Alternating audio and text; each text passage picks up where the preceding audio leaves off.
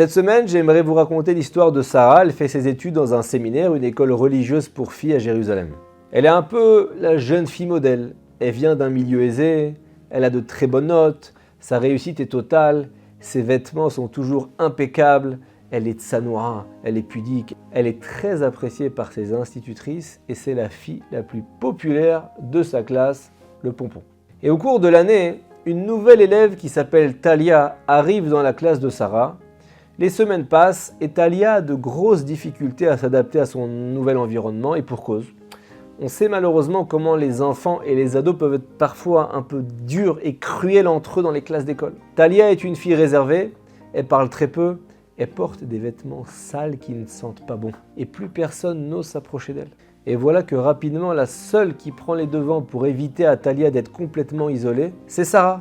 Elle réduit le temps passé avec ses autres copines à la pause pour passer du temps avec Talia. Et les nombreuses copines de Sarah ne comprennent pas son choix de rester autant avec Talia. Elles ne voient pas ça d'un bon œil, mais Sarah a fait son choix. Talia ne mérite pas d'être punie par la solitude à cause de ses difficultés, ses odeurs, ses habits, et tant pis pour ses copines. Et voilà qu'au fil du temps, Sarah et Talia deviennent de vrais amis. En apparence, tout les sépare, mais chacune surmonte la barrière sociale et économique pour nouer une belle amitié. Les deux jeunes filles passent le baccalauréat israélien avec succès, chacune prend son chemin de vie, les années passent, Sarah rencontre son futur mari, elle se marie et elle fonde une belle famille. Elle est bénie d'un grand nombre de filles jusqu'à la naissance du premier garçon de la famille, Yedidia. Le bébé grandit bien, mais à 5 ans, le petit a brusquement des douleurs importantes dans le bas du dos et ces douleurs ne font que s'amplifier avec le temps. Et au début, Sarah pense que le petit a reçu un mauvais coup, mais au bout de quelques jours, elle voit bien qu'il y a quelque chose qui tourne pas rond. Et voilà qu'elle consulte des médecins et le diagnostic tombe comme un coup de tonnerre. Le petit Yedidia souffre d'une insuffisance rénale. La situation est très difficile. C'est un petit garçon, il doit se rendre 3 fois par semaine à l'hôpital pendant 4 heures pour faire des dialyses. Ça lui permet de purifier son sang, c'est extrêmement éprouvant, pour tout le monde d'ailleurs. Et rapidement, la maison de Sarah se transforme en un petit centre médical à domicile. Les parents sont inquiets, les frères et sœurs aussi. Ils voient qu'il souffre, il a du mal à respirer. Et ils inscrivent Yedidia sur les listes d'attente pour trouver un donneur de rein compatible qui permettrait enfin au petit garçon de retrouver une vie normale. La recherche est complexe. Yedidia, il a un groupe sanguin rare. Il ne peut pas recevoir un rein de n'importe qui. Et voilà qu'un soir, Sarah rentre du travail. Le téléphone sonne. C'est la madame de l'hôpital. Elle lui dit « On a une bonne nouvelle. On a reçu un rein qui est compatible avec le groupe sanguin de votre fils. » Voilà une délivrance, voilà de l'espoir qui renaît dans la famille. Et le lendemain, le téléphone sonne à nouveau. « Madame, je suis absolument confus. Il se trouve qu'on a fait face à une situation exceptionnelle. Le rein dont je vous ai parlé hier, en fait, a été attribué en urgence à un malade dont les heures étaient comptées. Je suis vraiment désolé, mais on reste à la recherche d'un donateur pour votre fils. » Un peu de tristesse, mais les parents sont pétris de Emouna, de foi en Dieu. Ils se consolent en comprenant que Dieu n'a pas destiné ce rein à leur fils, c'était pour quelqu'un d'autre. Mais ce qui est plus dur, c'est de digérer la déception, parce qu'ils pensaient être sur le point d'être délivrés de l'épreuve. Et les mois passent, et ils continuent à attendre un donneur. Ils demandent à leurs voisins de lire des Télim, de réaliser des Afrashatrala, d'organiser des cours de Torah, etc., etc. Et voilà qu'un jour, les parents de Yedidia organisent un cours très intéressant de Torah sur l'importance de la bénédiction à Sheriatzar, celle qu'on récite en sortant des toilettes pour louer Dieu sur le fonctionnement miraculeux de nos organes vitaux. Et le lendemain de ce cours, Sarah reçoit un coup de fil. L'hôpital a trouvé un autre rein. Cette fois-ci, ça va très vite. Yedidia a été amené en urgence sur la table d'opération. La transplantation a bien lieu. L'opération se passe bien. On est parti sur une convalescence de plusieurs mois. Le rein s'adapte bien et progressivement, la situation médicale de Yedidia revient à la normale. C'est devenu un garçon bien portant, de son âge, comme les autres. Et quelques mois plus tard, les parents décident de rencontrer enfin le donneur du rein.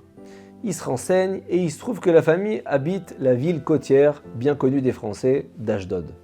Toute la famille de Yedidia monte en voiture, ils prennent la direction d'Ashdod, ils arrivent à l'adresse indiquée, une belle villa pas loin du bord de mer. Sarah sonne à la porte, il y a un jeune homme qui ouvre la porte et quand la famille se présente, le jeune homme répond tout de suite « Ah oui, c'est moi qui ai donné mon rein. » Il invite la famille de Yedidia à rentrer chez lui et il explique « J'étais en voyage en Chine, il y a quelques mois j'ai eu un grave accident, ça aurait pu très mal se finir, mais Baruch Hashem, Dieu merci. J'ai eu un vrai miracle et en échange de ce sauvetage impossible, j'ai fait le vœu, le néder devant Dieu, d'offrir un organe à un enfant malade. Et donc quand je suis rentré en Israël, j'ai contacté les hôpitaux et j'ai offert l'un des bérins. Et voilà comment j'ai été l'intermédiaire du sauvetage de votre fils. Juste après, le jeune homme en question, il propose à la famille de Sarah de rencontrer ses parents. Et Sarah dit à la maman, votre fils a sauvé la vie d'une autre. Comment est-ce qu'on pourrait vous remercier? Je ne sais pas, on est gêné. Mais pendant que les mamans discutaient entre elles, Sarah se dit, mais c'est pas possible, je la connais, mais d'où je la connais? Et la maman a dit, excusez-moi, je vous ai pas demandé votre prénom. Et elle lui dit, je m'appelle Talia. Et là, Sarah, bien sûr, se souvient de sa copine. C'est sa copine de séminaire. C'est la nouvelle élève qui était rejetée par les autres filles de sa classe. Elle lui dit, Talia, mais c'est moi, c'est Sarah du séminaire, tu te souviens? Talia, elle se souvient tout de suite. Et les deux femmes tombent dans les bras l'une de l'autre en pleurant d'émotion pendant de longues minutes. Sarah a du mal à y croire tant le destin de Talia semble merveilleux. Elle qui était dans une situation précaire pendant le séminaire, elle vit aujourd'hui dans une maison somptueuse. Talia lui dit, tu vois Sarah, cette maison, ma famille, tout ce que j'ai, je te le dois à toi. Mon enfance, mon adolescence ont été très dures. Ma maman était hospitalisée dans un service où j'avais jamais le droit de lui rendre visite. Pendant ce temps-là, mon père travaillait extrêmement dur pour subvenir à nos besoins. Et quand il avait fini ses dures journées de travail, il noyait ses problèmes dans l'alcool. Du coup, personne ne s'occupait de moi à la maison. J'étais seul, tout était triste autour de moi. Je voyais pas la lumière au bout du tunnel. Je devais faire face à la maison, m'occuper de mes frères et sœurs, préparer les repas, etc. Je désespérais complètement, surtout quand on a dû déménager parce que le propriétaire nous a expulsés à cause des loyers impayés. Ensuite, j'ai changé d'école et dans la nouvelle classe, ça ne se passait pas du tout bien. Personne ne me parlait. Tout le monde se moquait de moi, de mes abyssales, jusqu'au jour où la fille la plus populaire de la classe, la belle gosse, l'intelligente, la tzadékette, elle s'est approchée de moi, elle m'a apporté son attention, elle m'a apporté son écoute, son soutien et le plus important, son cœur. Et cette fille, c'est toi. Et d'un coup, j'ai changé mon regard sur tout. J'ai vécu la vie sous un autre angle et j'ai repris espoir. Tu m'as donné tout ce qu'il me manquait à ce moment-là. L'amour, de la fraternité, ça m'a donné des forces pour persévérer et jamais tomber. T'étais comme ma grande sœur, t'étais un exemple pour moi. Ensuite, après le bac, j'ai poursuivi mon parcours, je me suis marié, j'ai fondé une famille, et voilà qu'aujourd'hui j'ai plein d'amis et une certaine réussite. Grâce à Hachem qui m'a fait te rencontrer, je suis passé de la mort à la vie. Et en retour, Hachem a fait que mon fils rende la vie au tien. Chaque geste, chaque attention qu'on a envers les autres peut changer des destins et des vies. Bien sûr, il faut faire du chesed, de la charité, du bien pour Dieu, parce qu'il nous le demande.